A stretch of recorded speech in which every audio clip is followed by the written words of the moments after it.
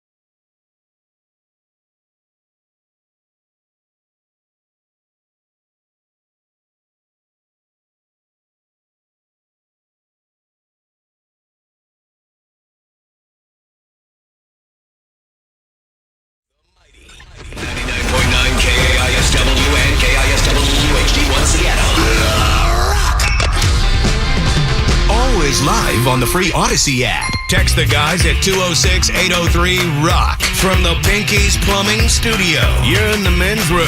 Tara Daly, Steve Mix from the Daily Mix Morning Show on the way. We're going to sit and spend today. We go searching 10 rock bands described by Google. That's described by Google. We don't know the band. We'll get the description of said band. Then we can guess who they're trying to describe. All right. So they say this band was formed in, I don't know, Philadelphia in 1980. And they were on the pinnacle of the hair scene. Yeah. You probably would guess Cinderella. You get the idea? Because I don't really think they have any other bands. So. From Philadelphia? Yeah, Cinderella. What about John Bon Jovi? Well, he's from New Jersey. Yeah. Same difference? Basically, right? Okay. He owned the Philadelphia Soul, dude. That is a good point. He did. Yeah.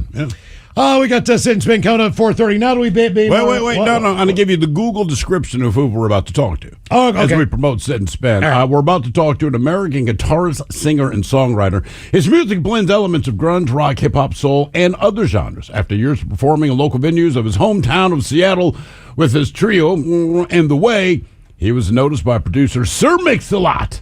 It led to an independent career until he signed with John Barbados / Big Machine. That is right. Also known as Aaron Jones, everybody. Yes, Aaron, how are you?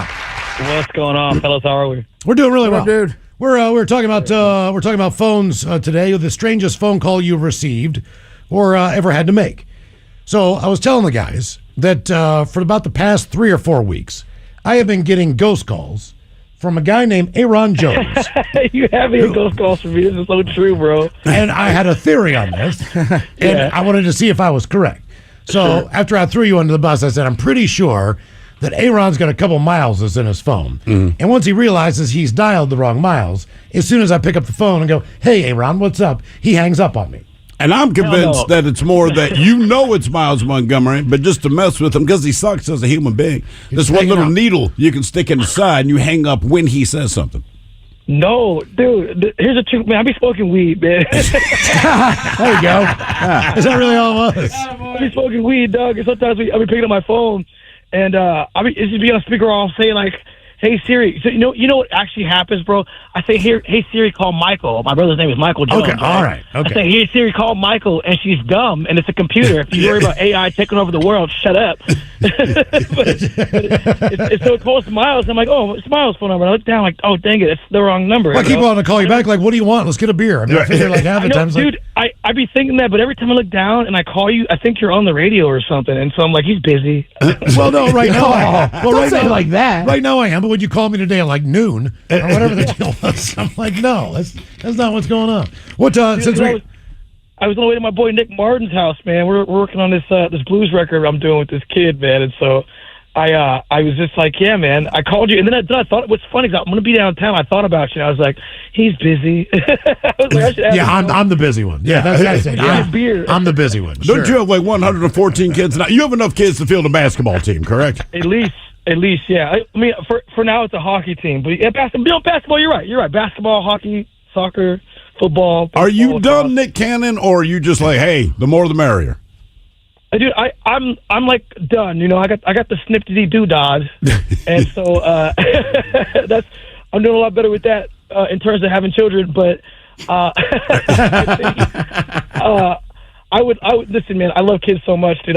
My wife and I are so passionate about children. I'm sure that if the timing and everything were better, we would be down to have more kids. But I think we both agree that like 5 is enough. Seems enough. Yeah, seems enough. Yeah. Also, too, when you go away on tour or whatever, I mean, she's there with all those kids. Yeah. So it's not like it's not like it always could be a team because your job doesn't enable that. Right. No, it's the truth, man. It's the truth. That was part of the decisions too, man. But we both have talked about it. If the circumstances were different, we totally would be down with having more kids. What have you been up to lately? Man, I've been working on some cool stuff, man. Some stuff I can't quite announce yet, but I got I got some really cool things I'm working on. In addition to a record, I'm working on a podcast. I'm working on a possible television show. There's a lot of things I'm working on right now, man. I got some things in the bag, and we're kind of just watching as the pieces all come together so that we can make it all happen right now. So everything's in the baby stages, but it's getting there. What about the stuff we were listening to in your car when we were getting stoned? You ever release that? Yeah, no, not yet. That's okay. The thing, man. I'm still sitting on that, man, and that's a cool record right now. So like. What else did I do? I was at Black and Loud this past weekend, which was cool. It's always cool to see the fan Black and Loud. I went to go see Living Color, which was great. And then dude, I was actually I had the wildest weekend last weekend, bro.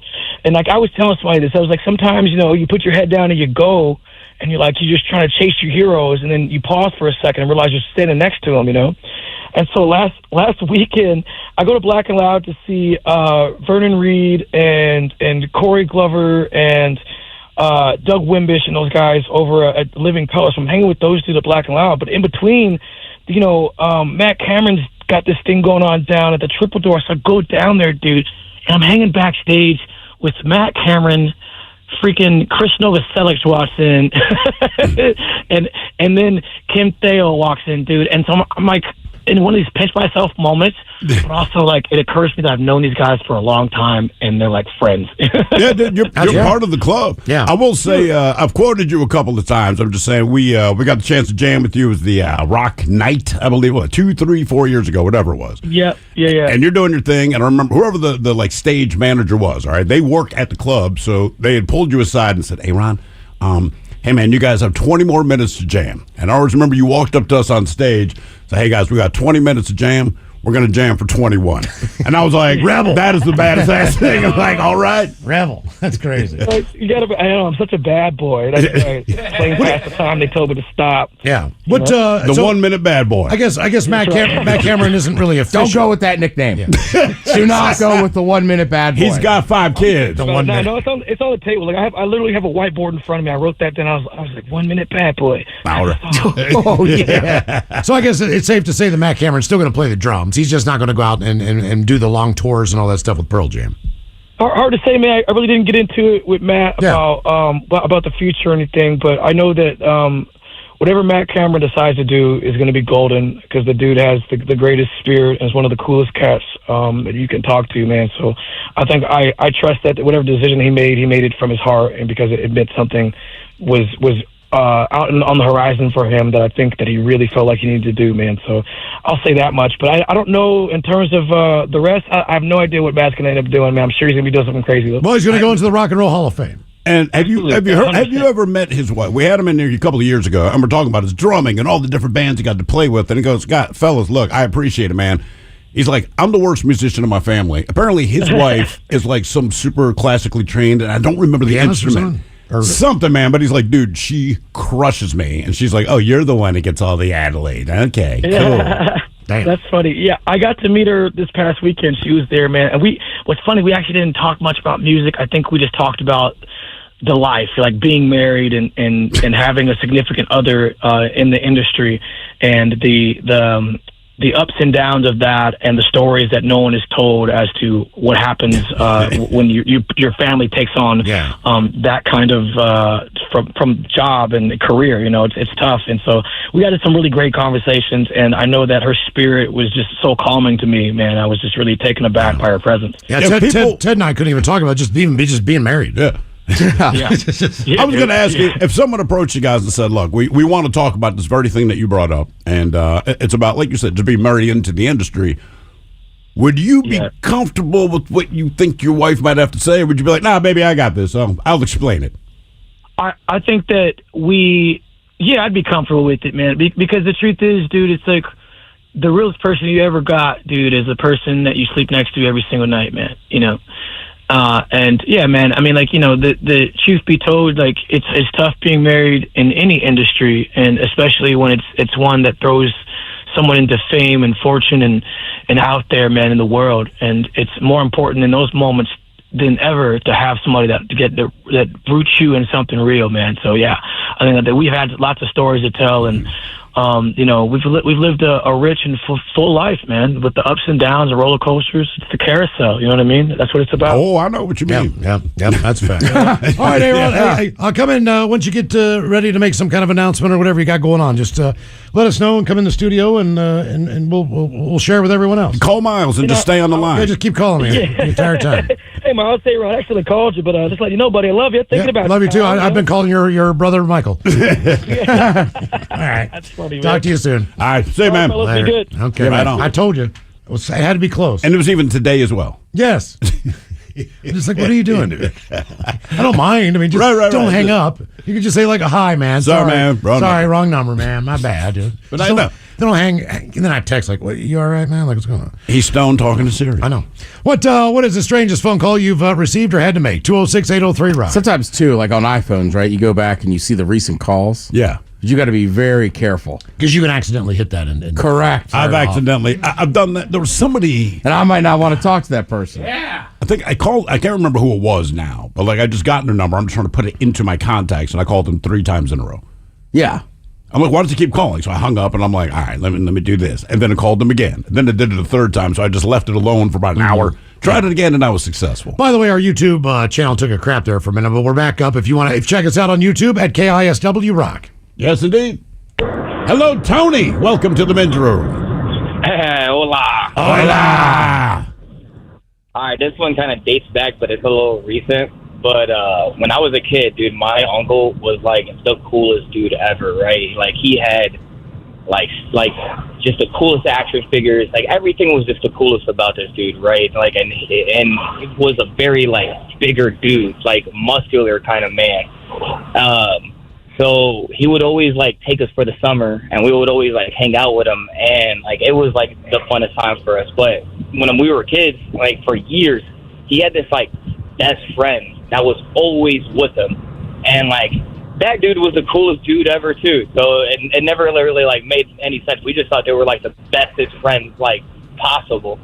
And so one day when we were kids, we kind of like, he was like hanging out with his friend. His friend came by early, and we were all hanging out one morning, and then he was like, "You guys head down early to go to the pool, and we'll meet you."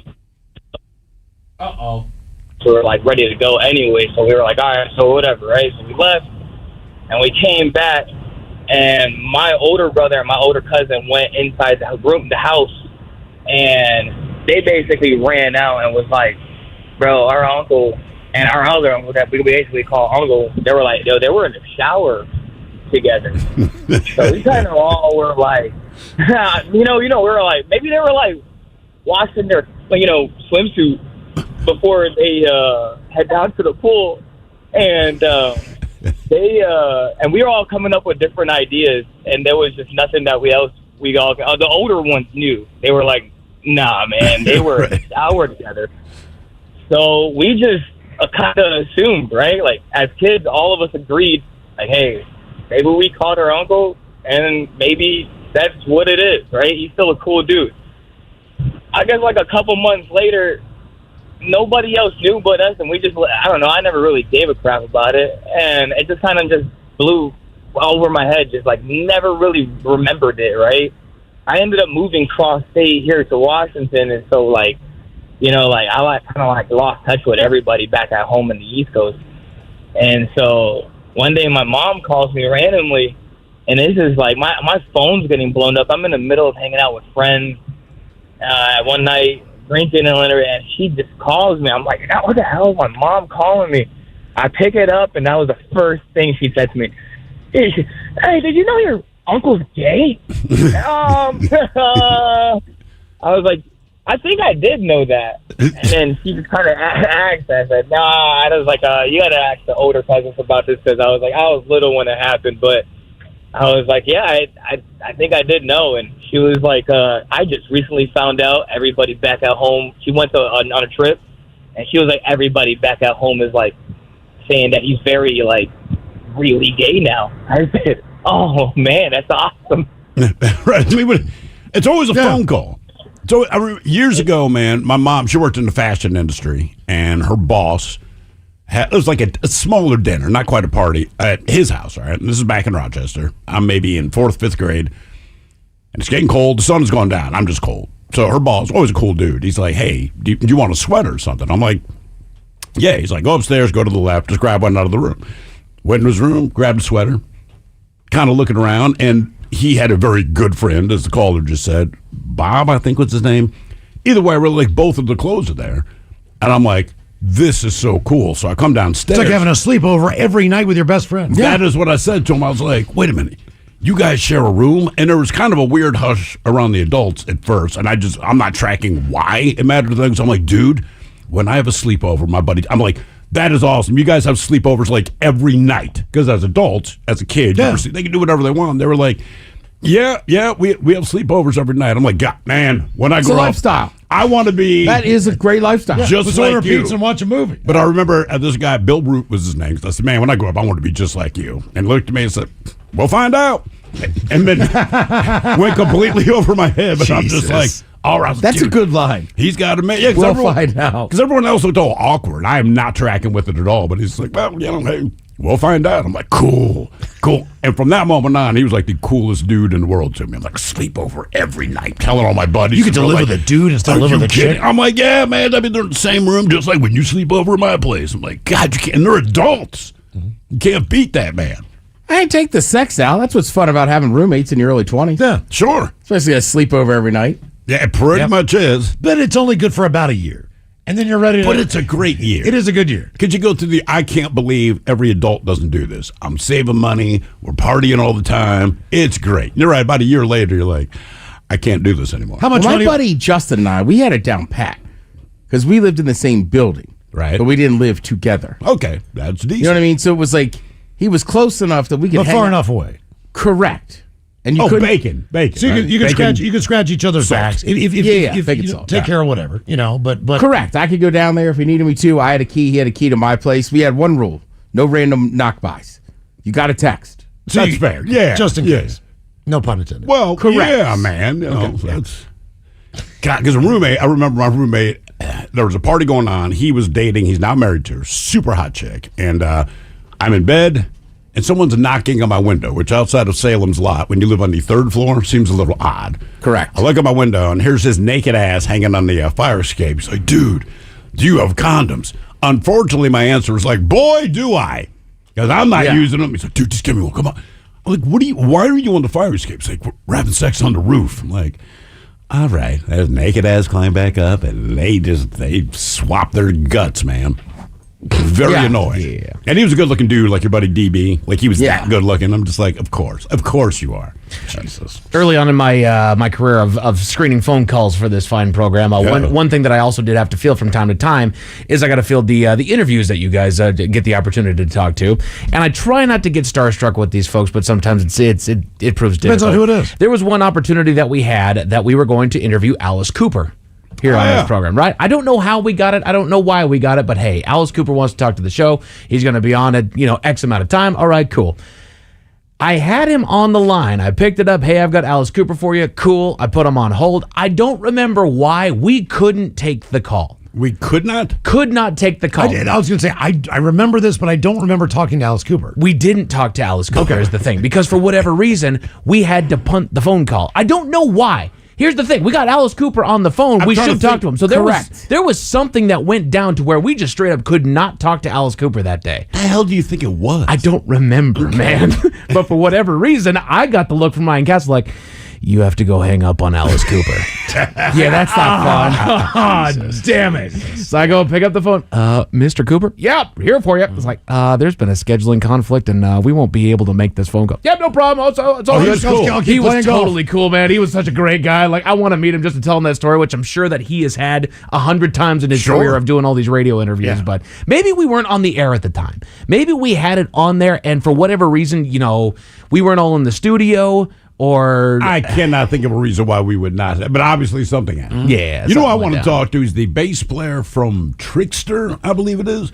Do you know who Trickster is? Warrant. Okay, you've heard of Warrant. Yes. Right, Cherry Pie. Yeah. Okay, so somehow we had an interview early in our career here. We had an interview scheduled with this guy. I couldn't tell you his name, and it doesn't matter, and Warrant sucks. But we're going to interview him anyway. Warrant does not suck. They do suck. And he ended up canceling on us. And look, it's not that it's the end of the world, because I wasn't dying to talk to him, but I'm like, bro, where are we on the pecking order when the bass player from Warrant, not the singer, the bass player, and I'm a bass player, and I'm still like the bass player from Warrant. It's like, nah, man, I got better things to do. Well, maybe he had an emergency. Yeah, I'm maybe. sure. Well, I mean, we canceled Alice Cooper when he was on the phone. I don't think we can S on this guy and be like, thinks he's too big time. Like, I don't think Alice Cooper's walking around, sweating us. There was an artist, Ted back in the day, Robert Palmer. Okay, so I have an interview with him at like 6 a.m. in the morning. He's in England, so this is an easy phone call for him.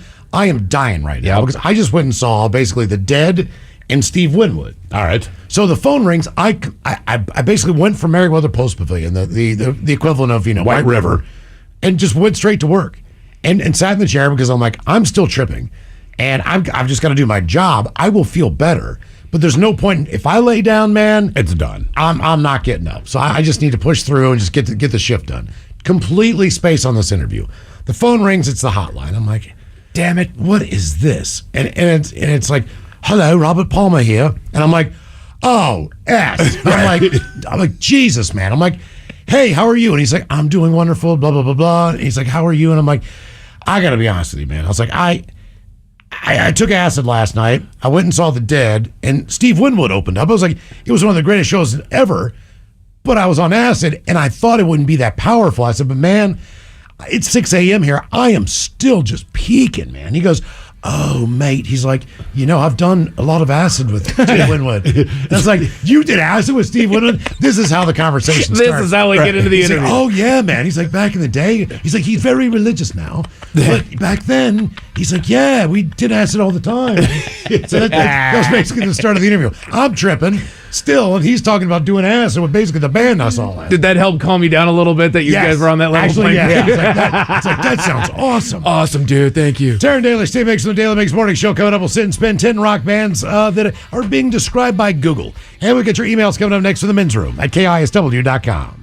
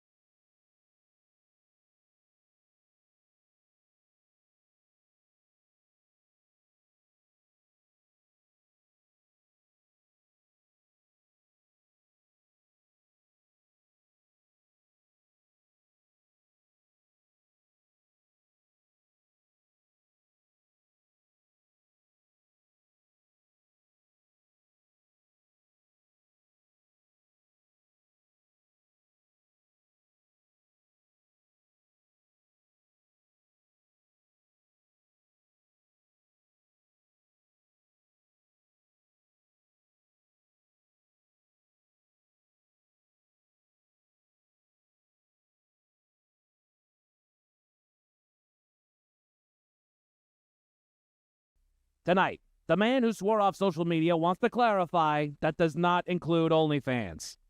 But first, the curse of the mummy. Long-time stuff of legend and movie fodder is now being considered a real possibility. All this after famed archaeologist Seymour Hersh died early today. Why do I know that name? Dr. Seymour Hersh.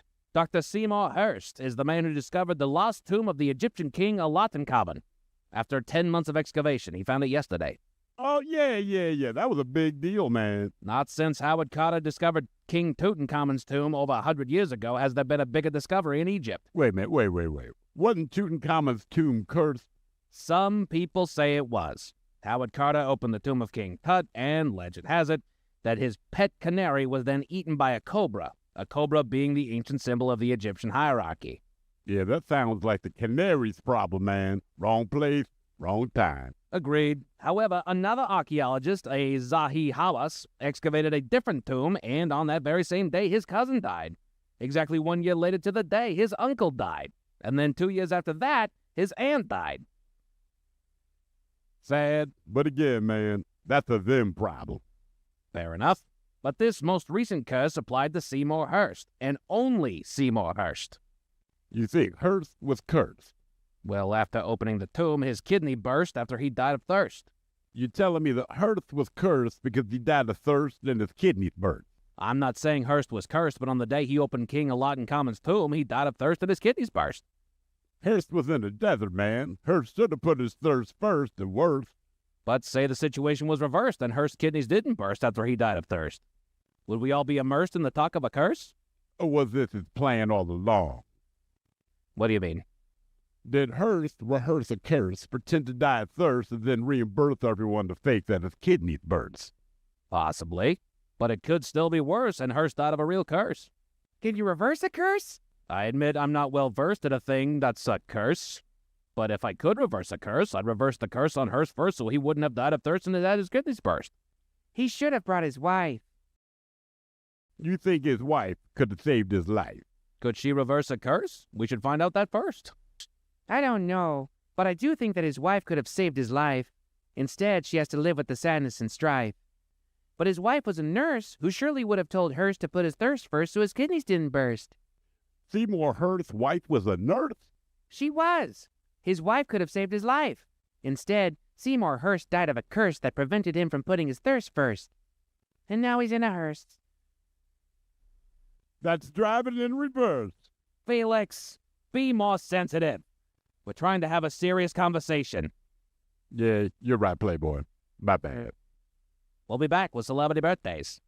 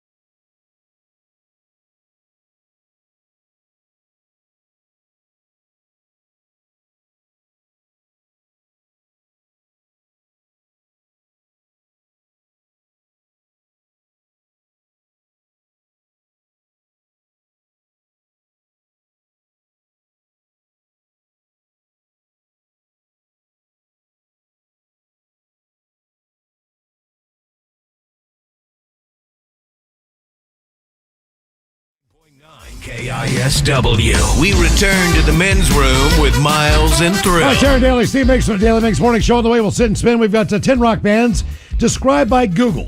But first, time for a few emails to the men's room at KISW.com. You've got mail. You've got mail. Had a couple from our question on strange phone calls. Ola, gentlemen, I get a call from my doctor's office, and the nurse immediately tells me, my lab tests have come in, and they are positive. I need you to come back to the office immediately.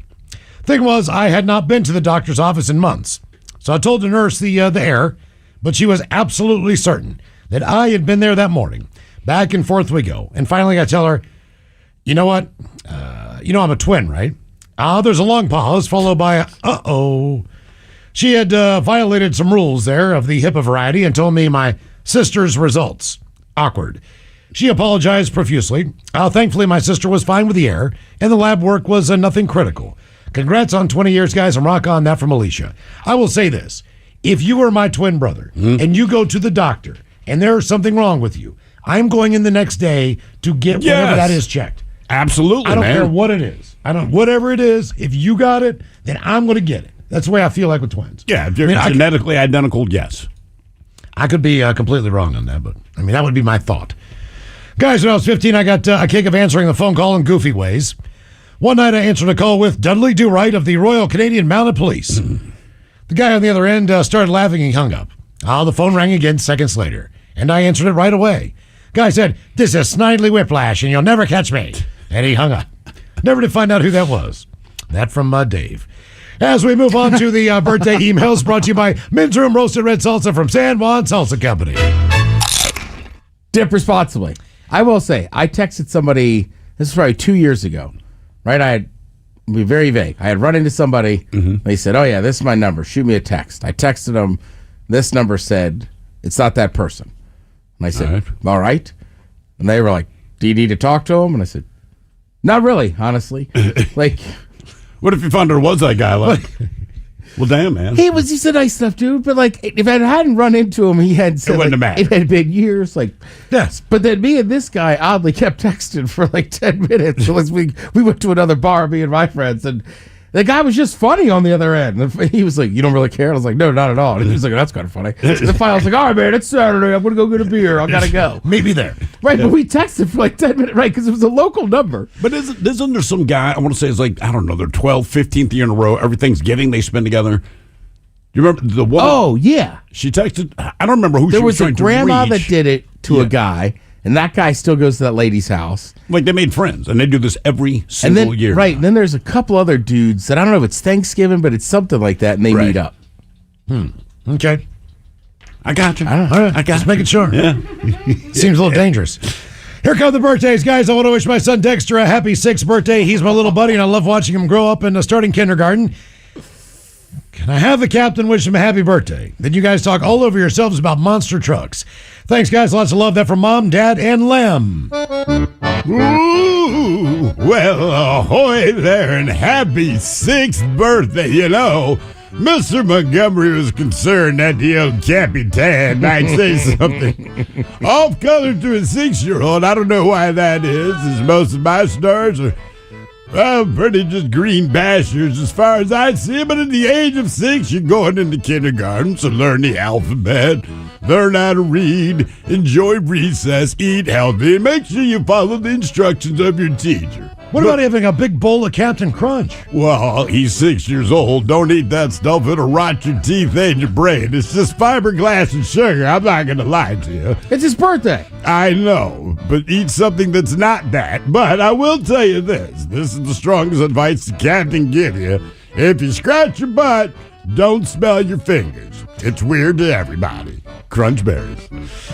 Guys, it's my buddy Nick's 21st birthday today. We're huge fans of your show ever since we were kids. Can he get an OG fish sandwich or your penis is too small? And the dirty German's giving him crap about his horrible memory. Thanks, guys. Your show has brought us countless laughs throughout the years. Cheers. That from Gravy. You are a good fish sandwich. Penis is too small. Yeah, we know he has a terrible memory because this is the 9th time we've given him crap about the terrible memory, but he still doesn't remember.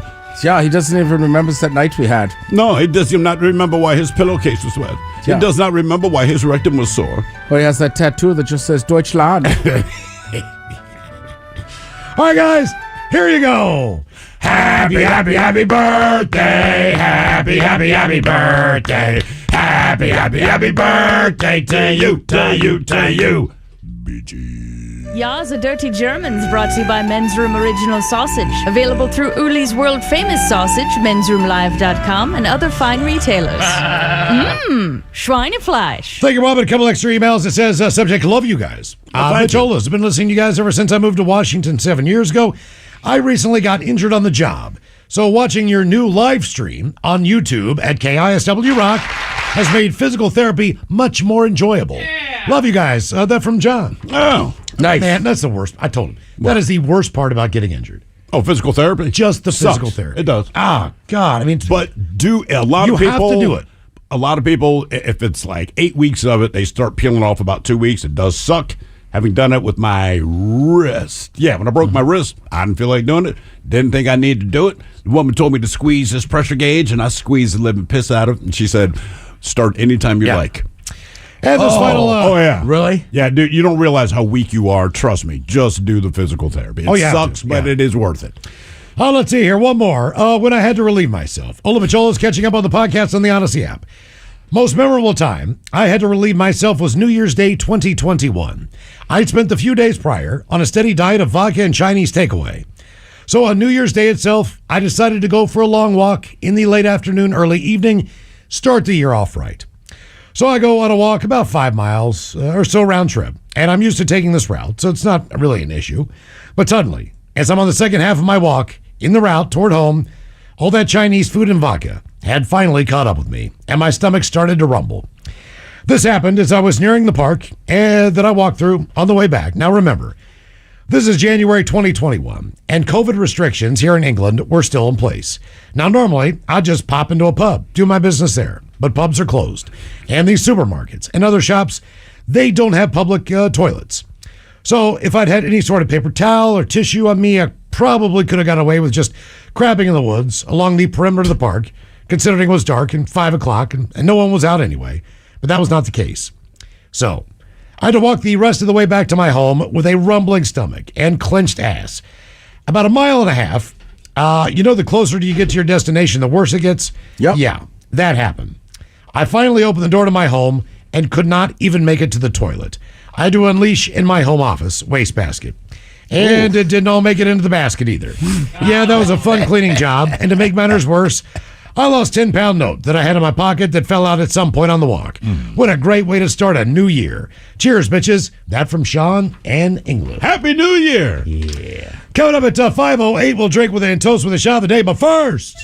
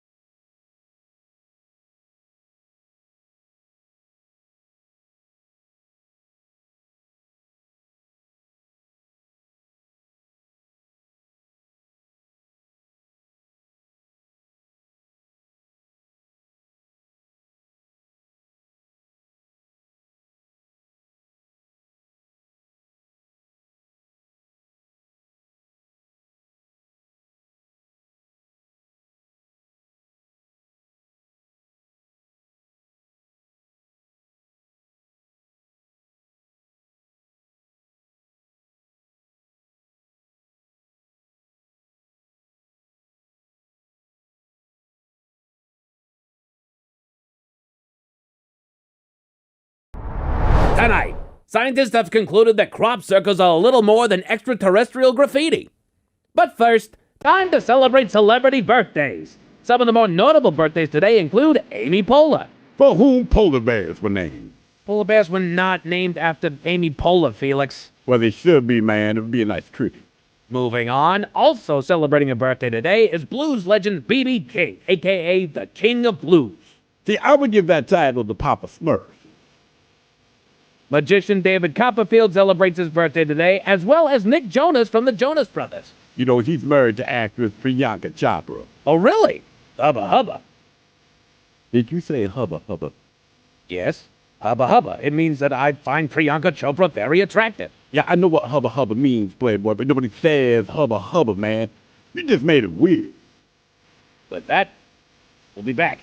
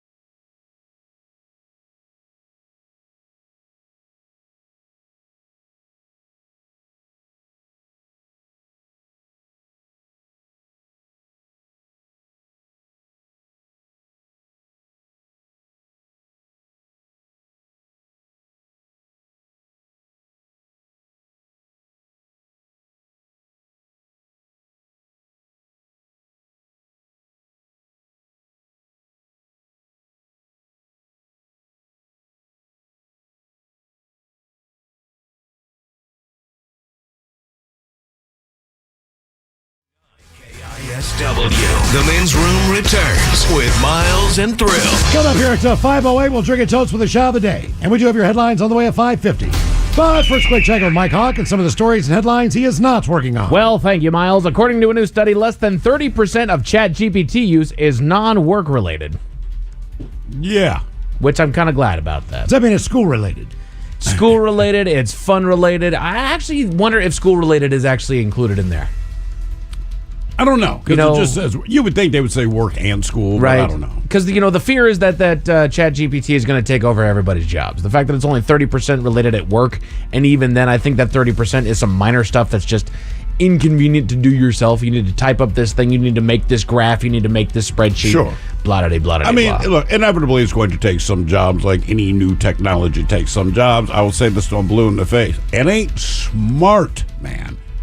It's just not. And they keep tripping over these things when they find out. Like, it is good for certain tasks, but when you give it something important to do, it's just not the best at it. Right. It's Billy eating glue in the corner. You don't got to tell us that. You got to tell the people hiring it. Well, you could use it for a ton of stuff. Yes, you can.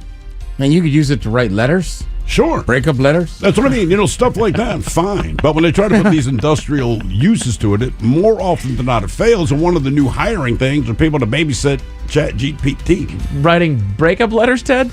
Yeah, I've heard it can do that. You had to send a text. I mean, go ahead and fire it through ChatGPT first. How do I let them down easy?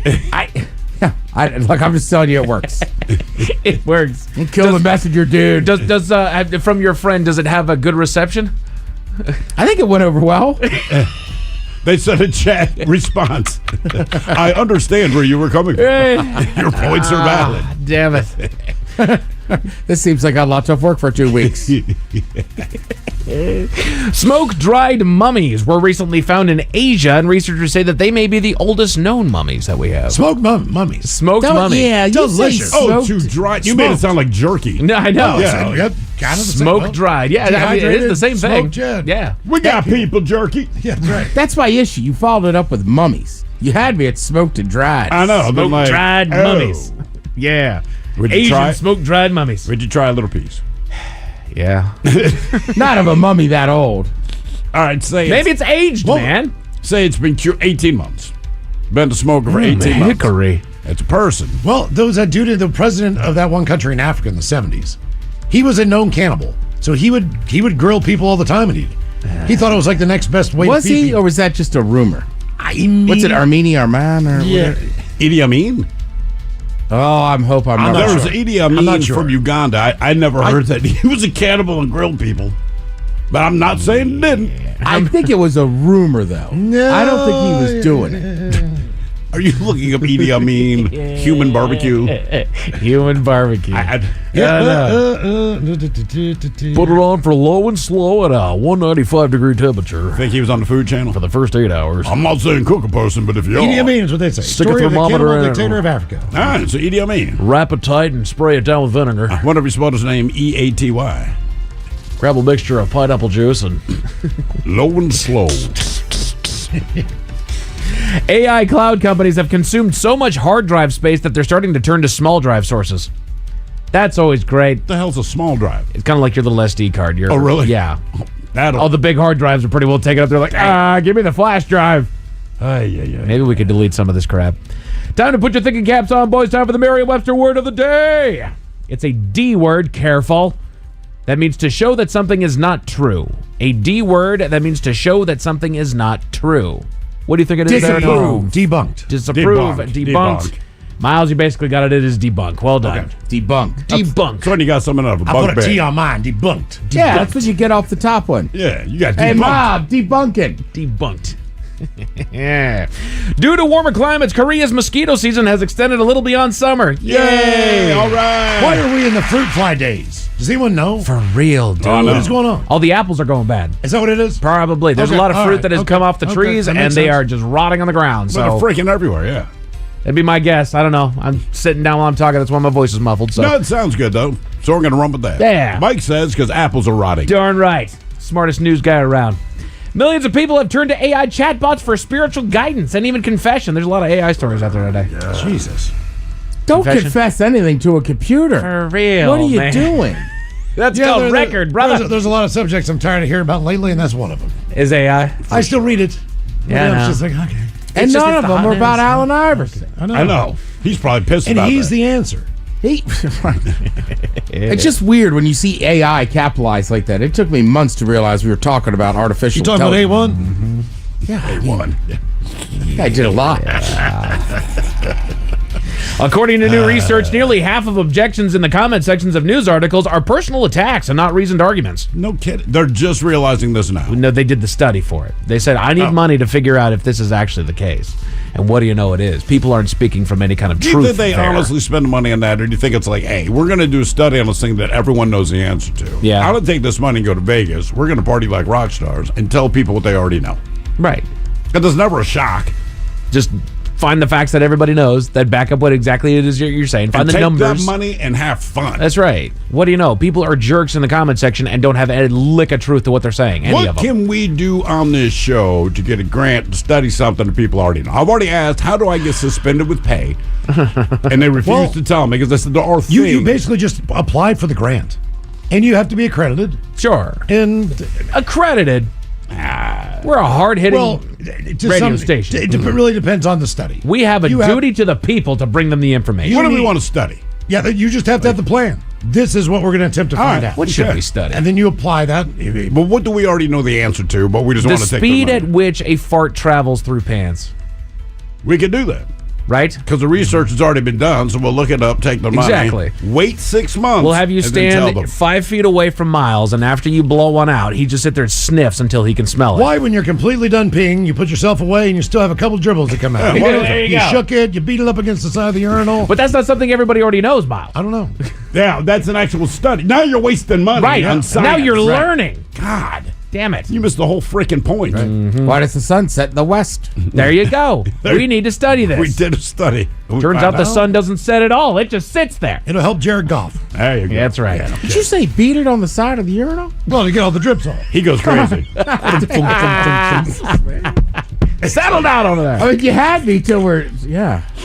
Circumcision rates in the U.S. have fallen by about 5% in the last 10 years, or not last 10 years, but in a 10-year span. Which is ironic, because I've recently switched to crew necks. Make up for the other. You've heard turtleneck is circumcised, right? Oh, no. Yeah. I didn't realize everybody was into hoodies. But that made me start thinking that's one of those things that just kind of a given. You know, when you have kids, at least when my parents were having kids around that time, it was that's just what you did. There was not a whole lot of conversation there. In fact, there's a lot of things that we just do just kind of because, and the point gets lost. The Men's Room Top 10. The Men's Room Top 10. So what we have here are the 10 things that we do, but have no idea why, or at least the origin's a little bit cloudy here. So I have a handful of explanations for a lot of these, and they start with clinking glasses. You guys know that you're cheersing each other and you clink the glasses. Does anybody actually know why we do that? Absolutely no idea. Just a toast? Something to do with spirits? So there's actually a handful of different origins here. So one is to prevent poisoning. One theory suggested that in medieval times, people clinked their glasses forcefully enough to slosh a bit of their drink into their neighbor's cup and vice versa. This would ensure that if one drink was poisoned, both drinkers would be affected, making it an act of trust. Cool, fun. They were also made of wood at the time, so you could actually just clank them, bash into each other like that. And that was the whole point, is like, I'm going to give you some of mine, so you should be okay with drinking it, as you're going to give me some of yours, so I should be good with drinking it as well. Yay. Warding off evil spirits, like I said, Ted. Another theory claims that the sound of clinking glasses was used to scare away demons and evil spirits. And then they said it engages all 5 senses. Another idea is that the sound of the clink was added to engage all 5 senses when enjoying a beverage, which you could otherwise only see, smell, taste, and touch. So you're telling me they thought it would scare away demons. And I just think back to a movie like The Exorcist. Right. Clink. And we're good. And we're good. We're done. We're done here. So all you got to do is just pop a cold one in there with the demon sitting there inside of the little girl. You're good to go. I'm out. Ah! Friendliness. That's the scariest thing ever. Does anybody know why we say bless you after a sneeze? Because you were what? Because you're exercising your demons. Pretty much, yeah. Expelling evil spirits is the top one they have there. In ancient times, some cultures believed a sneeze could expel one's soul, leaving the body vulnerable to evil spirits. Saying bless you acted as a protective charm. So we dropped the God. Yeah, pretty much. Okay, Some people have. okay. Some people have. During the bubonic plague, the sneeze was one of the first signs of illness. Pope Gregory I encouraged people to say God bless you as a small prayer for those who might not have long to live. And then today, just the phrase has become a simple social courtesy to show care and concern. Like, Would- hey, I'll say I heard Barfig you, Nugan. I heard you Okay. sneeze. So people typically, if they sneeze, it could be a one-off. It could be a three-banger, right? Yeah. So if they sneeze again, do you again go, bless you? It depends on the distance between. When do you cut off the bless yous? Well, How Mike, many- Mike does it, right? Like last week. Now, he's a multiple sneezer. Yeah. Sometimes 2, sometimes 3. He sneezed once, you said, God bless you. Then he sneezed again and went, thank you. He kind of let us know when he was done. Right. That's Okay. it. I'm over. Okay. All right. I usually tell people to get their crap together at 3. But you're good at that. Other people are not. That's right. So I don't know when to cut it off. I Do go, it for- bless you. Do Bless I do it you. for every sneeze? Get your crap together. Okay. You get one. All right. That's what I think. If you get multiples, when you're done, you can say thank you. But, you know, I think you don't one's go to fine. church. The priest doesn't go like, do you want another blessing? Right. He gives you one. Okay. Knocking on wood. Does anybody know why we knock on wood for good luck? Or rather, to kind of...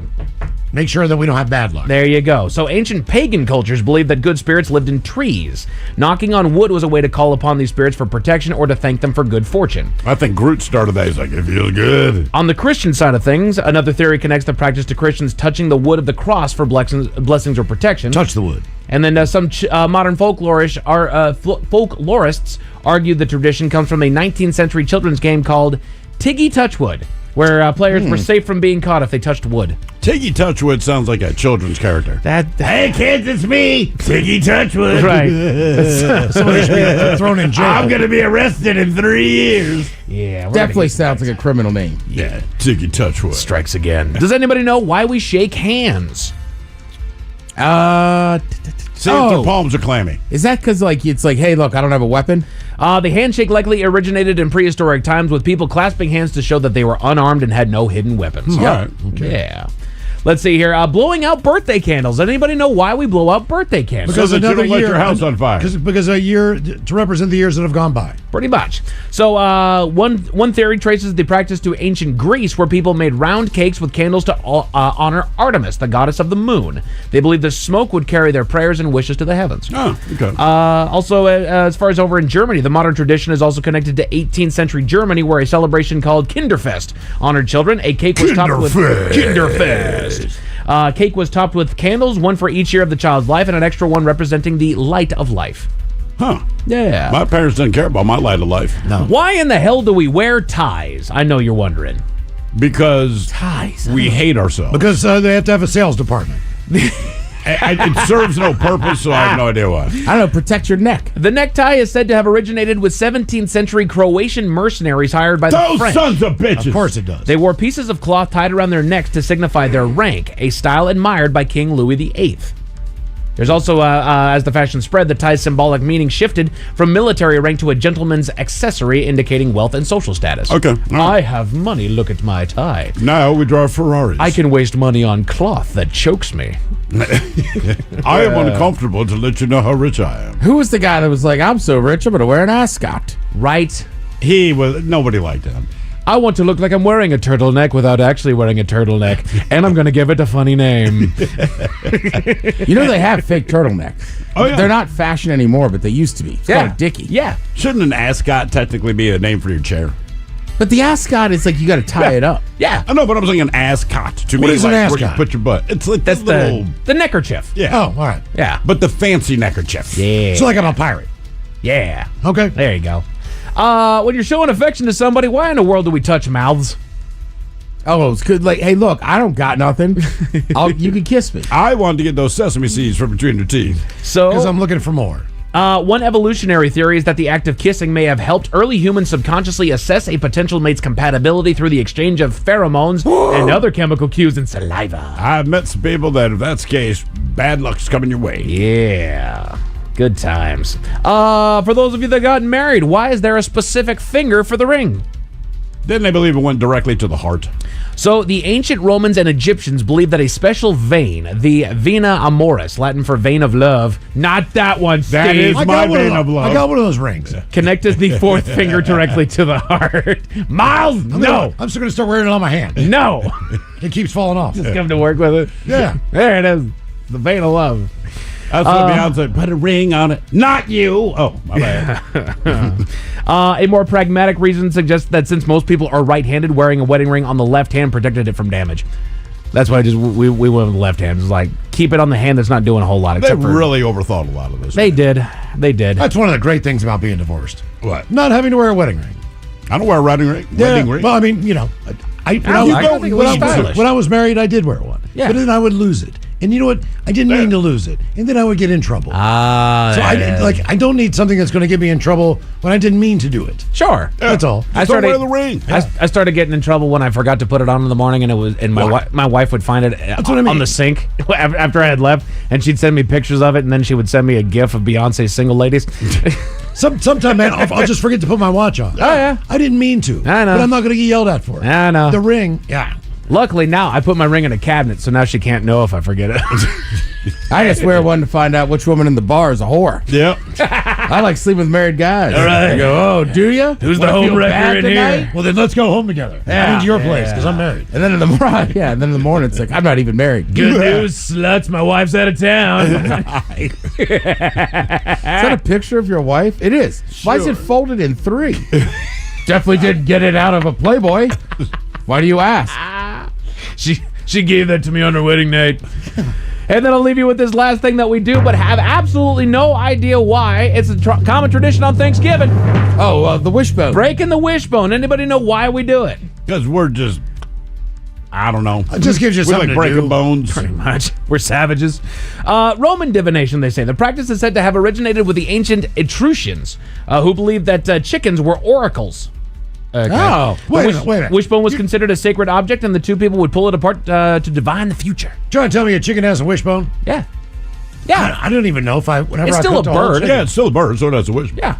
I'll be You damned. just haven't gotten after it. We just went Yeah. big and went turkey. I just throw that part away. By the way, They said, look. somebody on the YouTube chat here says, look, there are 3 rings of marriage. Uh-huh. There's the engagement ring, Uh-huh. the wedding ring, and the suffer ring. I thought they were going to go with the other one. They could put it on something else. That's the positive marriage ring. That's the winner in the game other of one. life ring.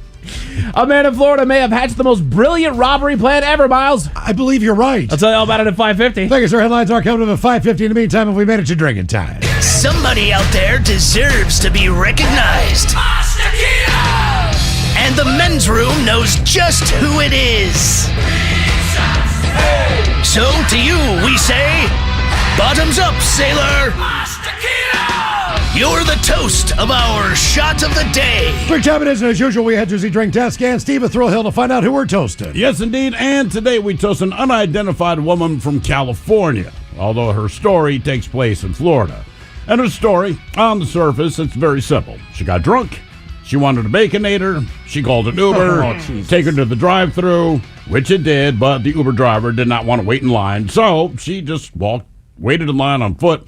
But when she got impatient waiting for her Baconator, she walked up to the window, stepping in between a man's car and the actual drive-thru window. And the guy decided to record the interaction. It'd just be easier for you to hear it than for me to explain it. If it'll play. I just want the order that I came here with a whole mess of bacon in. What? Who you came? How you got here? You walked from where? I walked here. You want to give me a fist bump for waiting 15 minutes? Where you from? You not from around here. I'm from California. They better give you food. Amen. Yeah, that's right. They gotta give you food. I just want my Baconator meal. That's all I care about. What are you doing? Baconator meal. All right. Okay. Let's go. Let's go. That's when the cops finally showed up there. She's making a bit of a scene. She just wanted to get her Baconator. And she ordered I don't it. blame her. Yeah, the problem is Wendy's provides the Baconator. She was out of Popeyes.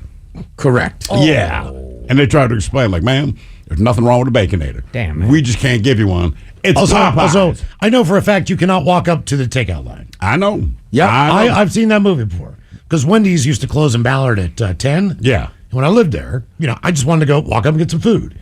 But they closed the actual restaurant. You can still get drive-through, but you can't walk up. So trust me, I actually, that was the last time I hitchhiked. But at least you knew what was on Wendy's menu. Well, she knew what was on Wendy's menu, just not Popeyes. Guy let me in, got the front seat with him, got to order the food. I paid for his meal. Oh, damn. Nice. Yeah. So let's drink. My cousin did it once too. Yeah, I mean, his just hotel like was next to like a whatever fast food restaurant. He's all drunk, and they're just like, "You need to be in a car." And he's like, "I'm staying right there." They're just like, "Same thing." No, get out of the line. All right. But again, Baconator at Wendy's, not Popeyes.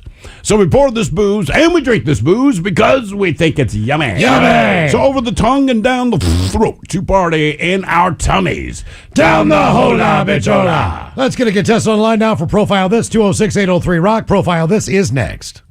Okay, fellers, I have an email here.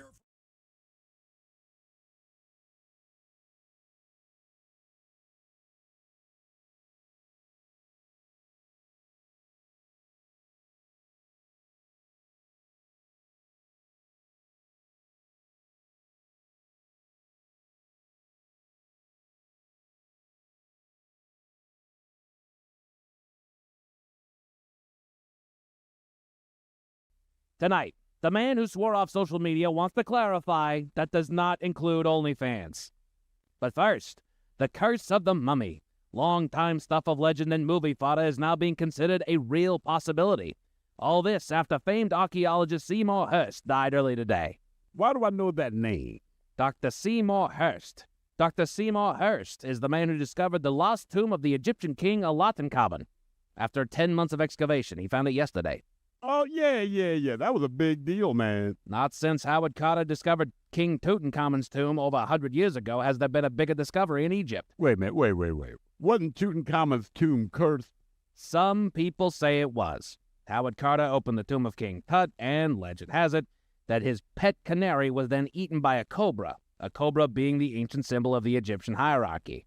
Yeah, that sounds like the canary's problem, man. Wrong place, wrong time. Agreed. However, another archaeologist, a Zahi Hawass, excavated a different tomb, and on that very same day, his cousin died.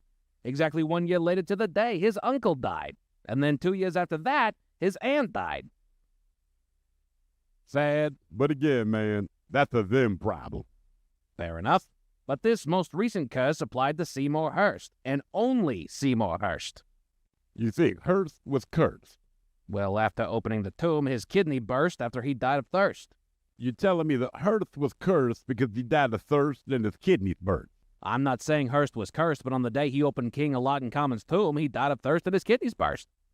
Hersh was in the desert, man. Hersh should have put his thirst first and worse. But say the situation was reversed and Hersh's kidneys didn't burst after he died of thirst.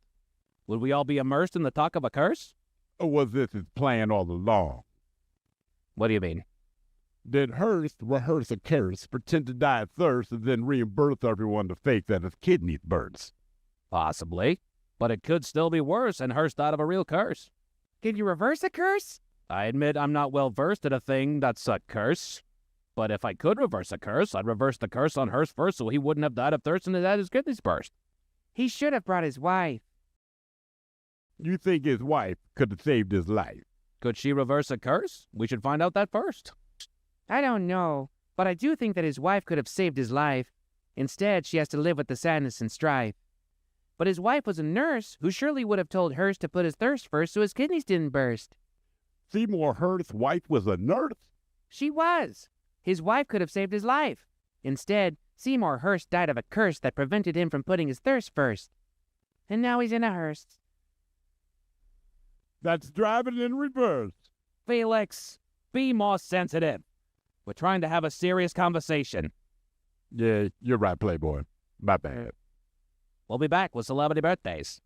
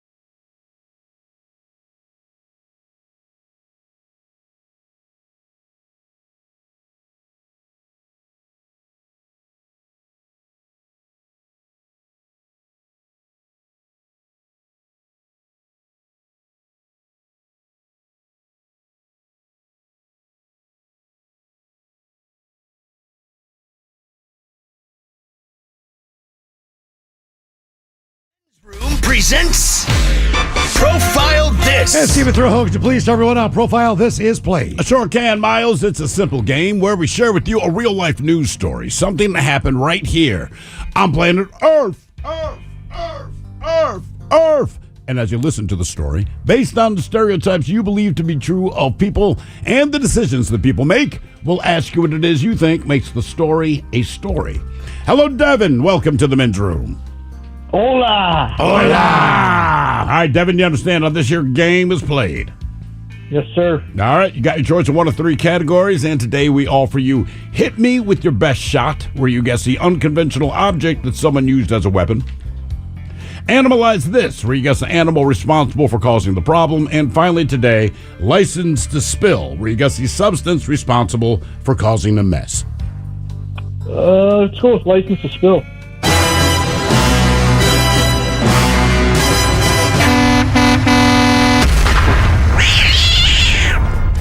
We go to Port Charlotte, wherever the hell that is, and we go to a Target there, which became the stage for a chaotic performance when a man dressed as Spider-Man, complete with a USA hat, turned the grocery aisle into his own motivational arena.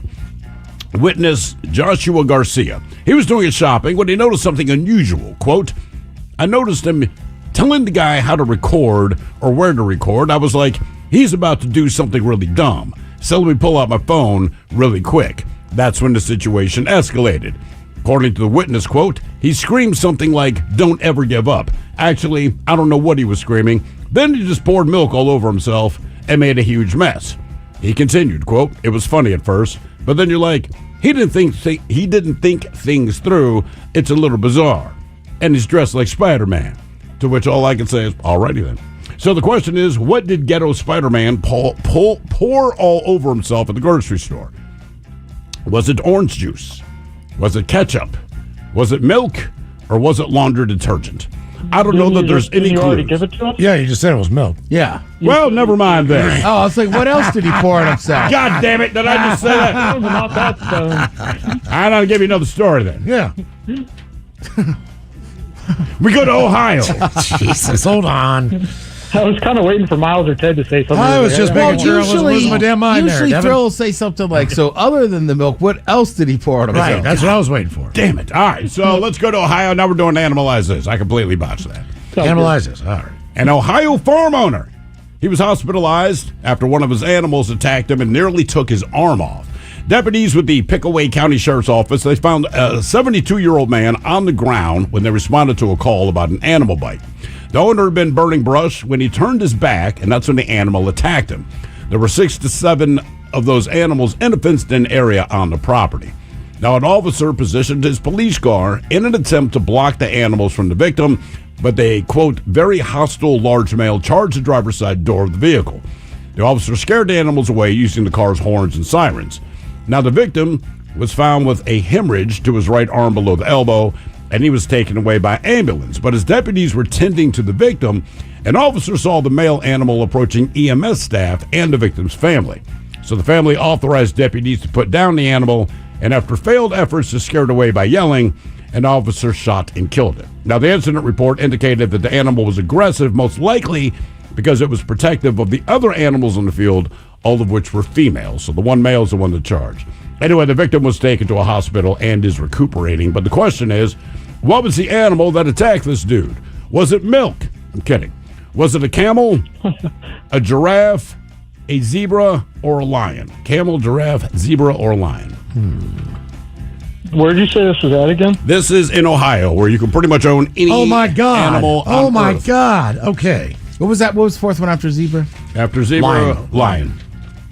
I give my in Ohio. Lion, camel.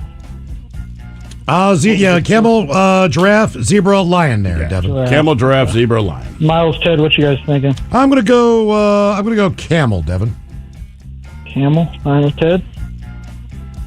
I'm gonna go lion just because it's Ohio. Yes, Ohio is Ohio. I'll take the giraffe. Taking the giraffe. Okay. Just, I guess it had large hostile. What almost took this guy's arm off? Was it a camel, giraffe, a zebra, or a lion? We'll find out next. That was a tease. You are listening to The Men's Room.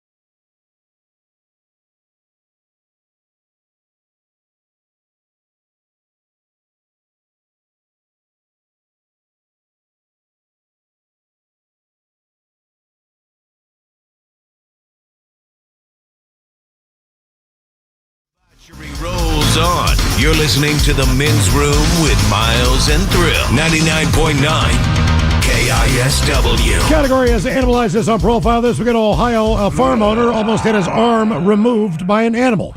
Question is, what charged him and almost basically bit his arm off? Was it a camel, a giraffe, a zebra, or a lion? And Devin, that is the question that we posed to you. Let us start with Miles Montgomery. You went with the old camel. Camel. It was not a camel. Okay. D. Smith, you went with a lion. Lion. It was not a lion. All right. Devin, you went with the giraffe. It was not the giraffe. It was, Zebra? in fact, the zebra. Zebra. Oh, yeah. The Ohio zebra. A lot of people on YouTube are like, dude, it's a zebra. You might not know this about zebras. They're just mean. They're mean, nasty. Look, they got to deal with lions, right? Yeah. So if you're not a lion, they got a pretty bad attitude, and they ain't worried about you. Now for all TV news all the time for TV Time with Ted. And now, because your pathetic life is confined to countless hours in front of a talking box, the Men's Room presents TV Time with Ted. All right, your choices today. You got the Jimmys, Fallon and Kimmel, Seth Meyers, Stephen Colbert, or Ted Smith. Is it Ted or is it late night? It is right there. The title. These guys have teams of talented writers helping come up with their monologues each and every night. It is up to you to determine, is this an actual late night joke and from whom, or could it be the Ted Smith original? Travis Kelce was photographed this week wearing a suit with dress shorts to his game. Oh, Angus Young. The shorts were so shocking to people that they're talking more about the shorts than the fact the Chiefs came up short again. D. Ted Smith? Yeah, that's me. I just couldn't get it. He didn't out. help the cause. No. Look, man, that's part of yeah, the football team's in trouble. Yeah. But that's part of fashion. Would I wear shorts with a suit? Probably not. I thought about it. If you had that kind of money, you would. That's a good That's point. the thing. Like, it's not that Travis Kelce's doing this. It's that Travis Kelce's worth a lot of money, so you can get away with it. And Joe Burrow walking around in fur coats. Joe Burrow does not walk around in fur coats. Joe Burrow, the millionaire, multimillionaire, walks around in fur coats. Yeah. Right. When you're rich, it doesn't matter. Part of being fashionable is having money. Go ahead, Mike. Sorry. I do like the new meme that's going around. It just features Taylor Swift. It says, I don't know about you. I'm feeling 0-2. The Pope says his new role has a, quote, huge learning curve, adding, do you know I'm not allowed to have sex? Fallon? Myers. Seth Meyers. In a new interview, Pope Leo said that his new role has a, quote, huge learning curve, adding, do you know I'm not allowed to have sex? Also proves that praying to God for football doesn't work. No. He's from Chicago. The Bears still suck. A survey shows 74% of Lions fans would rather win a Super Bowl than find love. People are like, look, if somebody's going to go all the way, it should be the Lions, not me. Very giving. Fallon. Colbert. Fallon. According to a survey, 74% of Lions fans would rather win a Super Bowl than find love. They're like, look, if someone's going to go all the way, it should be the Lions, not me. Very giving. He was in Detroit. That explains it. NBC announced that Stanley Tucci will be part of the Milan Cantora Winter Olympics broadcast team. Ooh. Makes sense. He's one of the foremost experts in getting someone else to pay to his vacation in Italy. Myers. Yeah, Seth. That's Seth. NBC announced that the Milan Cortina Winter Olympics broadcast team will include actor Stanley Tucci. Makes sense. He's our foremost expert in getting someone else to pay for his vacation in Italy. Have you seen his Italian show? I know about it, have not seen it. It's literally just Tucci in Italy. Yeah. I mean, I get that he's Italian descent, but I don't know. Everyone on the East Coast. Yep. I mean, Christ almighty, you take 50% of the East Coast and be like, go to Italy.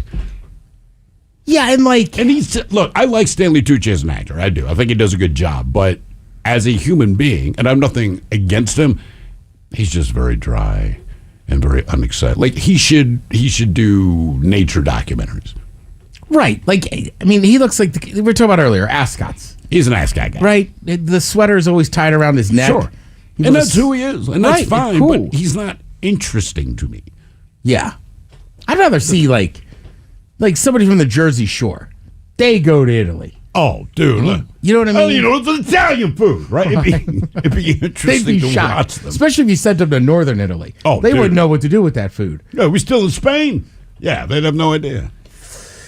All right, so basically in the entire history, only 5 TV theme songs ever hit number 1 on the Billboard Hot 100. Huh. I'm trying to. What was the last one? Friends, maybe? That's not number 1. What was that song? Was it like Rockford Files, Greatest American Cheers. Hero? So Mike has them in there. We could play them, and let's see if you even know what the show is. Start with number 5. Start with number 5. Number 5.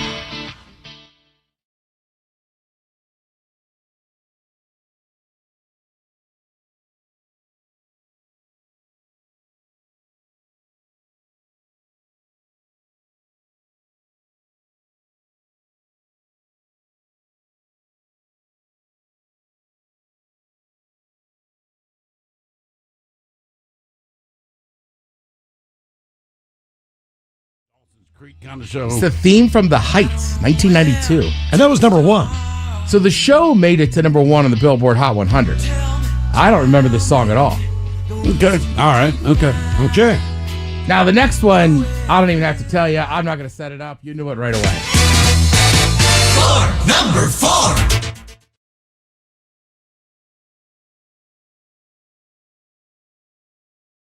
Like, all right. Jan Hammer? Yep, Jan Hammer. Jan. I mean, you could walk out to this. It would still be cool. It is cool. Yeah. Yeah, this was a great thing. And these are only 5 TV theme songs that made it all the way to number 1 on the Hot 100. Number 3. Number 3.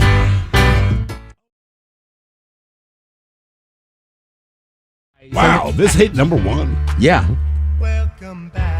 I do not remember this show. I don't remember this song from that. I just know this song from hearing it sampled so many times and then just hearing it. Really? This is John Travolta's big break.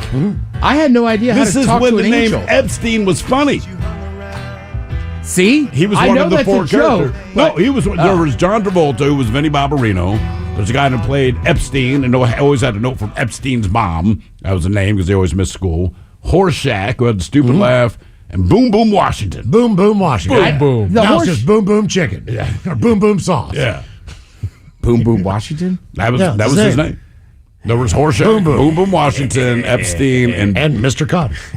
And Vinnie Barbarino. Vinnie Barbarino was Travolta. It sounds like a setup to a joke. It kind of It was basically just a school in New York at the time. Yeah, that's all. Oh, I see. Yeah, those are all his kids, students. Yeah. Look at that. All right. We're old. Number 2.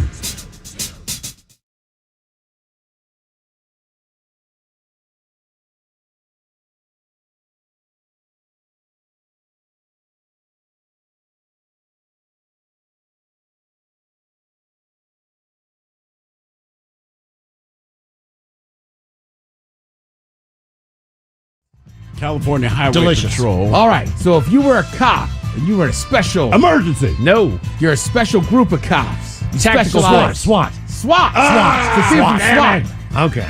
Special weapons and tactics. This is when you could do an instrumental and it would be number 1. That's crazy. Hell Yo, yeah. listen to this, man. Oh, no. Hey, that's funky as F. Yeah. Number 1.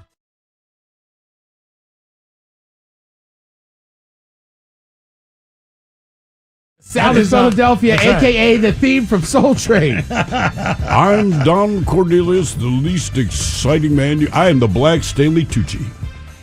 How He I got was. to host this show, I have no idea. Soul Train was great, though. Yeah. It was. I loved watching that. Yeah. Don Cornelius was the man. Just That was everyone's dancing that was and smiling. that was and the he first time serious. that I realized as a child that they weren't playing the instruments. They were not singing. There was nothing plugged in. No. You can't have an electric guitar without like a cord coming out of it. Yeah. They didn't have that. And I was like, they're not really playing that. Uh-huh. This is not like the Midnight Special. Well, and I feel like when I was a kid, I could be wrong, but I feel like on Saturdays, there was like Soul Train, and then what was it, like Bandstand or Grandstand? American Bandstand. Yeah, Dick Clark. Yeah. So you kind of see. Dick Clark. It was 2 versions of like musical shows. Yeah. And now for the white people. Right. We did the black show, here's the white one. Why the Doobies on there? Right. They played both. They did. They did. Right. There was some of the crossovers. Casey and the Sunshine Band. They played both. Yep.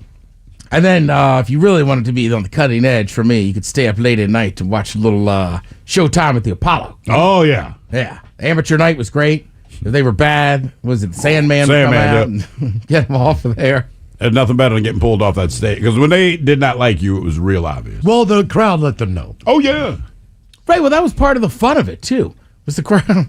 Crowd was very expression, or like to express itself. Much like a movie theater. Right. You understood your situation, my brother. Yeah, don't ever go see Snow Dogs in PG County. Dogs. People have a lot of thoughts on what was it? No, what's going on? Snow Dogs. Yes. Oh yeah, Cuba. Right. Right. Cuba Gooding Jr. Yep. He's sold out. Yeah. They did not say it that eloquently. Brother sold out. And it's just me and Sarah sitting there. We're just dying laughing. It's fine. They're like, we're just laughing. Sophia Vergara. She was supposed to be at the Emmys to present an award, but she didn't go. She was in the emergency room for an eye allergy. I heard she had to go to the ER. Sorry, I had to cancel. She doesn't sound like that. Craziest eye allergy right before getting in the car. I don't know. She posted a photo. Her eye did look effed up. Yeah. I still would. Well, what if that eye was contagious? I still would. I would. Give me the eye. How'd you get Give me pink the eye eye? stuff. Don't ask, but it's worth it. I'll tell you. I will gladly tell you. Also, last night, some good. The first game was good. Baker Mayfield. Jeez. I just all day I was like, I got to give him credit. You were like, if it's a close game, I want no one else play a quarterback besides Baker Mayfield. It's And like the Terminator. His limbs are going to be falling off bullet holes, and it's like, yeah, but he's going to score a touchdown. I don't know that I'd take him above a large number of quarterbacks in this league. But if you go, it's the fourth quarter. Situational. You need a tutty. I'm going with Baker Mayfield. Yeah. He got it done again. Thank you, Tim. We appreciate it. You're listening to The Men's Room. Here's your Beat Migs cheat sheet. Good afternoon.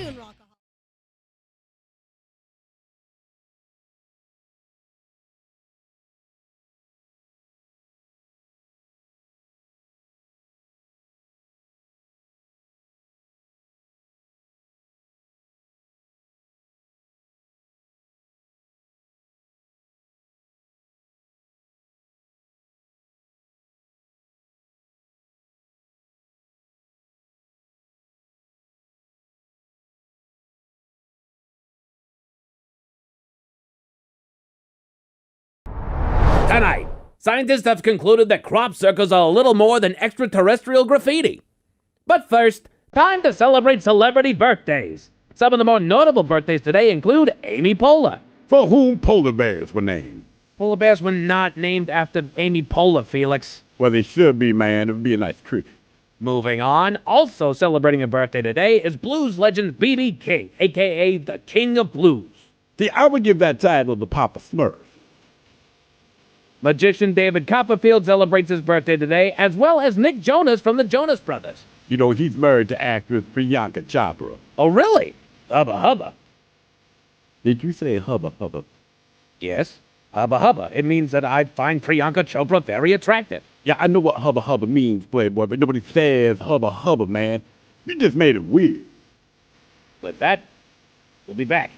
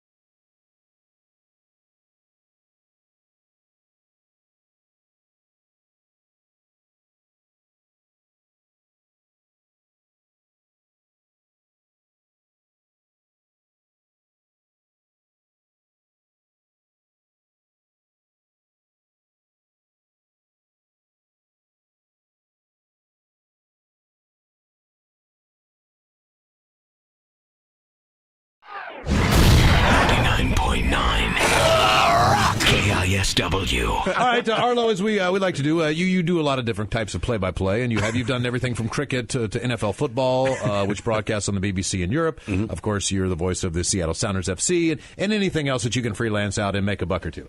But it's available for children's parties. Yeah, what has been? Have you had any interesting offers that you've ever turned down? Have you ever turned down a gig? Probably not. I mean, table tennis. What would it take for you to go, no, I'm not doing that? I did. Chess? At the aforementioned, that would be interesting, particularly on the radio. At the Athens Olympics, I commentated on archery on the radio. Did you? Archery. It was brilliant. What did you say? Like a tremendous docking point? I mean, what did people have? Well, you had the effects. It was in the Panathinaiko Stadium, so it's been there for thousands of years, and you felt like you're in the sea. Like the Romans, probably. Well, the ancient Greeks. Sure. Who are they? One of the greasy Sicilians. The Romans may have visited. History, who cares? So there's all these Spaniards. What are they doing? I think, what are you doing here?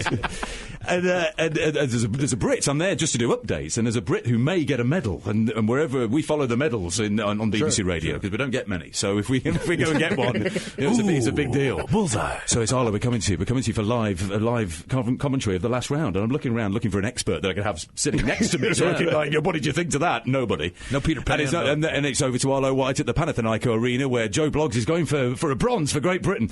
Yes, hello, welcome to the... and it was a case of having to, just make it up as I went along. What was your call? Like, what was your signature call? All you heard was... He pulls the thingy back. He pulls it back. And I can't remember the bow. He pulls the bow back. And as they did it, they split... It was like a wire, and it splits their nose. Sure. And he said it split his nose, the concentration on his face, and a bead of sweat pours down his forehead. Robin Hood. And then you hear... I'm so dying to make a Robin Hood reference. All credibility. His little green hat and tights. But you go like, bullseye. For the poor. All you could hear is... like this. And all I could say was, it's away. But then... And you don't realise just how far away the board is in archery. It's about 80 metres, so it takes a while to get there. That means nothing to our listeners. And it goes right up in the sky, in the air, in arcs, obviously. So I'm like, oh, it's gone really high in the air. And it's coming down, and then you hear a doom. It's like javelin. And it thuds into the board. And you just have to know the colour. The crowd goes wild at this point. The crowd goes wild, and I go... All 15 of them. 20! And you're making the rules, you're looking at the rules as the competition. It was scary, but exhilarating at the same time. Like, I can't believe I pulled that off. That's tremendous. And he came fourth. He missed out on the bronze in the end. The Australian claimed the bronze. It's away. This might be more difficult than archery. We've got a video up here of our own Ted Smith getting waxed, so we're going to see if you could give us a little color commentary on this epic adventure. Well, he joined us at the Panathinaiko Arena in Athens. The archery is finished for the day, and we've got a special event for you. It's professional pro celebrity chest waxing, and the Ted Smith has assumed the position. There he is, lying flat on his back. He has two able accomplices there. They appear to be greasing him up and preparing him for this, what can only amount to be an absolute ordeal. At the moment, it looks like the video of the alien autopsy from Area 51. And there goes the first strip of wax, and there is a tear pouring out the left eye of the Ted Smith. Boy, that looked painful. John, what did you think? Well, I've seen many waxing in my career, and this is one of the most painful I have ever witnessed. Thank you, John. Back to the action. Ted Smith is actually glaring down at his navel there, wondering how he got himself into this mess in the first place. Here comes another piece of wax. Oh, it's extraordinary.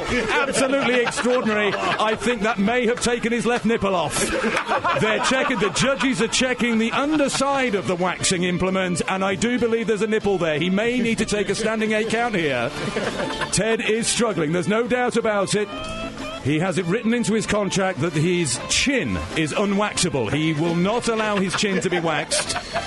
And here goes Marie, I believe her name is. This is for the hat trick. She lays down the wax.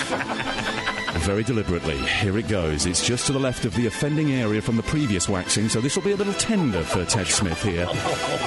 She's just taking the top layer off there, just shaving a bit off with the nail scissors, but here she comes now. Oh, goodness me, we're fast-forwarded to the end. How on earth did that happen? As smooth as a baby's bottom there, the Ted Smith and his chest. It was an ordeal, but he's a brave lad. He's done it for the United States. He's done it for Maryland. Ted Smith is your Olympic gold medalist at chest waxing for 2011. Arlo White, it's a drink of time.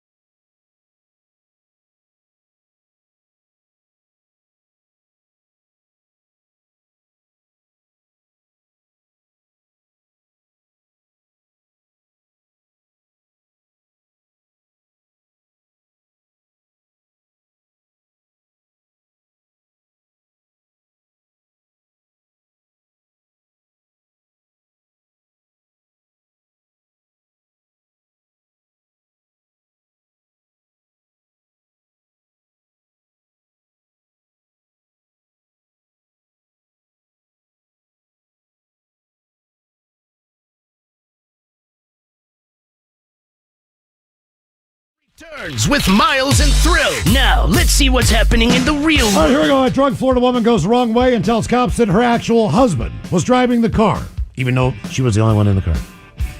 Meanwhile, a pair of shoes are sent to an uninhabitable island, which is truly bizarre. For the first time ever, a restaurant is robbed by a man in scuba gear. A 66-year-old man goes for a marching band career. An Arizona man just buttered someone's bucket of popcorn.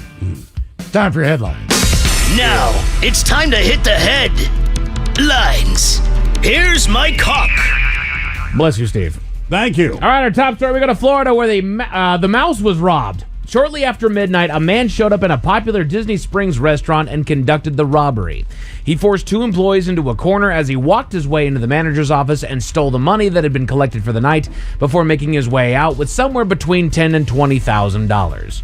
But his escape is where the brilliance comes in because authorities have yet to find him. You see, he left the restaurant and went to a specific place that he had hid his wetsuit and scuba gear that he used to swim away from the crime scene without a trace. Authorities are still on the lookout for the man. Miles made a good point this morning. It just said you realize after that kid was dragged into one of their lakes by a gator a couple years ago, Disney made it a point like, hey, man, get all the gators out. The reason he can do this in Florida is because they eradicated all of the alligators in that lake, or so they believe. Right. There might be one in there, but typically there would be 50. Sure. Now there's just none to one. Would you ever scuba dive in a lake in Florida? The answer is no. Nope. Oh, I mean, there's insanity. still snapping turtles. There's all kinds of things, but cottonmouths, but there's no alligators. So I think that's why this is property-only planning, so to speak. I still think it's brilliant. You know, an aquatic getaway, like there's no tracks that they can follow. Nothing. They could send dogs after you, but even then, like that's if you go to the right places, if you got a big enough waterway. And keep in mind, Disney Springs is like, it's not a park. Right? It's not part of a park. So, like, anybody can just go there. Yeah. You don't need a ticket. Mm-hmm. Now, with that said, last time I was down there, because they have, like, boats that'll take you from resort to resort through some of the canals and stuff. We definitely saw snakes in those waters. Yeah. Oh, yeah. Yeah. But I think they clear out, like, Lake Bonavista and all that stuff from Gotcha. any swimming potential area. Yeah. Once that 2-year-old got drug in by an alligator, not good PR. Nope. We're just going to wait till they clean them out one final sweep, and then we're going to go in and take the money. Yep. In other news, over to Scotland, where a strange package has landed. A man has gone to the local media to tell the tale of a parcel that he received that he was trying to get to the bottom of. He was alerted to the box that it would be arriving on his property soon and quickly got himself to the package to retrieve it. He opened it up and found that it contained size 7 women's trainers. He's not sure if the shoes were sent to the wrong address or if it's a prank altogether because he has no earthly use for the shoes. He's a man that wears size 11s. Okay. This is not for him. But what's more is the land that he owns that the package was sent to is a remote island whose only inhabitants are the feral cows that roam around on the island. He's got a property built there that he was able to fill the package, though he has no clue why anybody would send the package there. Do any of those cows wear size 7 women's shoes? We didn't check. That's the one. We did not Cinderella the cows. That's something that we should have gotten on. Yes. Wild story out of Florida as police got a call about a car going the wrong way. The car was spotted going against the flow of traffic on a local interstate and police were called. They arrived on the scene quickly and attempted to stop the car flying down the road at 60 miles an hour the wrong direction, but the driver refused to yield, sideswiping one of the officers as she continued her escape. Eventually, officers executed a pit maneuver to bring her to a stop thanks to the help of the Florida Highway Patrol. She was eventually detained and interviewed by officers, ultimately refusing to admit that she was driving, claiming that it was her husband who was the driver. He wasn't in the car. That's what makes his driving skills kind of unbelievable. She was tested. That's good. She was tested for DUI there on the scene, and she not only failed the field sobriety test, but showed a blood alcohol level of 0.2. Ooh. Yeah. Wow. She was arrested. She turned up pretty good. That's the official cop report. That's right. Very turned up. Turned up very good. Judge, she was toe up from the flow up. Screaming something about a Baconator. Wait, that's the best part. That whole story, that's like, it's a Popeyes, dude. That's right. You're not even in the right spot. Like that guy, you waited 15 minutes. That guy's like, you ain't from here. Right. That's probably why the driver didn't want to stay there. I want a Baconator. Tell him I want a Baconator. You know why the driver did not want to sit in the car. Man, this is a Popeyes. I need you to leave. There's a video going viral from Arizona that shows the moment a man lost his mind in a movie theater.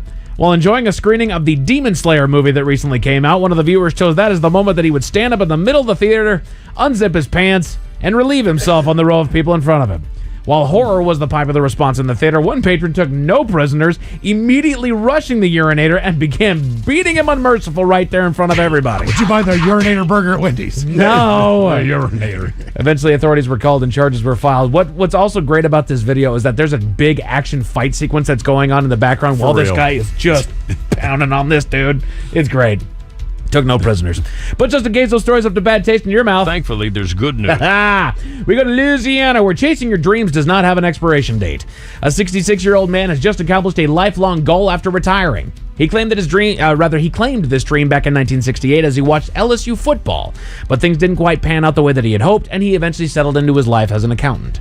Following his recent retirement, he found new life in pursuing that dream that he had put on the shelf for so many long years, and thanks to the gift of time, the man enrolled in a single class to become an official student of the school, and also relearned the tuba, which he had not played in 50 years, and eventually went on to try out and make the LSU Tigers marching band roster. Ooh, He now gets to live out his dream of taking the field to show his support for the team by playing his heart out on that tuba out there. All right. Technically, that'd be the sousaphone, but I digress. That's a fact. That's a fact. You know that song, Mike? No. Just Google LSU band and the song Neck. Neck. You can't play it on the air.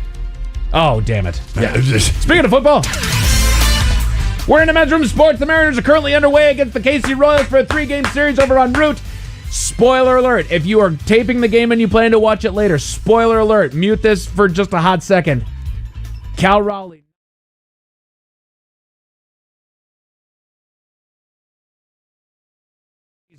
But he also hit home run number 6 to make him tied with Ken Griffey Jr. for the most in a single season by a Mariner. That's insane, awesome. dude. They are currently up 90. There's plenty to play. Plenty of baseball to play. There's a lot of baseball to play. The Storm are in a make-or-break scenario with the Las Vegas Aces over on ESPN, and the Sounders are currently underway in Miami over on Apple TV+. Yeah. As far as your weather, looking at clear skies and a low of 58 tonight. Tomorrow, we're expecting mostly sunny skies and a high right around 76. That's it for your headlines. With that, Mike Hawk is out. Thanks, sir. Appreciate it. We'll see you next time for the return of Who Sucks Less. The lovely Jolene is coming up next. Yes, indeed. It's all true. But in the meantime, well, we be all about this bitch. So until tomorrow, please do what you do best. And for Aletha's sake, stay beautiful.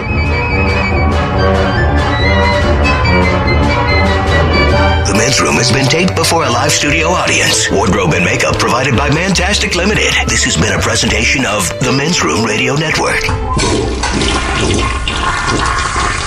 Oh, man!